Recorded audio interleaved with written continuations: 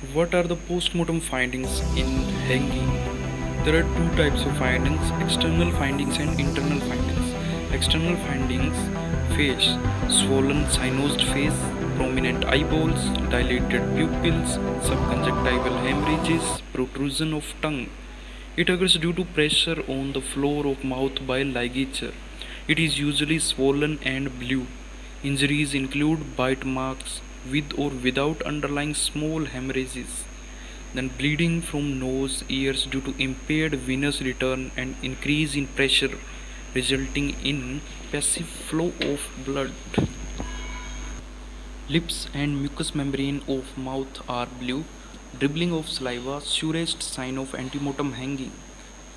Then second one is neck, ligature mark. Site usually above the hyoid bone. Size and shape depends on the type of material used. Then direction, it runs obliquely backward, non-continuous, upward and toward the point of suspension. Mark is non-continuous because of a gap at the nape of neck and hair intervening between ligature material and the skin underneath. When the knot is in contact with the skin, it is usually inverted V-shaped due to extension of ligature material downwards on both sides from the knot above. Then skin at the site usually depressed, grooved, pale in color but later becomes yellowish brown, dry, hard and parchment-like with small abrasions at its edges corresponding to thickness and edges of the rope. These abrasions, known as rope burns, are due to frictional force. Then dimension of neck. Due to prolonged suspension, the neck becomes slender and increase in length. Then bending of neck. Neck gets flexed to the side opposite to the knot. Then other signs on the body. Cyanosis of fingernails. Hands are usually clenched. In males, there may be penile turgidity and involuntary discharge of semen. In both sexes, there may be an involuntary discharge of fecal matter and urine. And then internal findings of hanging. First of all, neck.